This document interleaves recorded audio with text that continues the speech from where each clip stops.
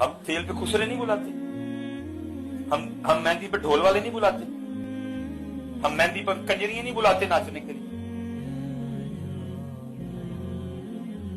शादी शुरू होने से लेकर दुल्हन रुखसत करने तक किसी को कुरान नहीं याद, बिल्कुल भी नहीं।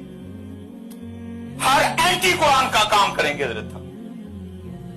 फौजी बैंड बजेगा, दूल्हे के आगे उसके दोस्त बेशर्मों की तरह आधा घंटा नाचेंगे, जवान बच्चियां बारात पे फूल फेंकेंगी, अंदर डीजे बजेगा, मर्दों में औरतों में कोई पर्दा नहीं होगा, देवर भाभी के घुटने पे बैठेगा, धज्जियां उड़ाई जाएंगी कुरान की, तमस्कुर होगा इस्लाम के साथ। और पता है एंड में फिर ये कौम क्या करती है, जब दुल्हन रुखसत करने लगेंगे तो कुरान निकाल लेंगे।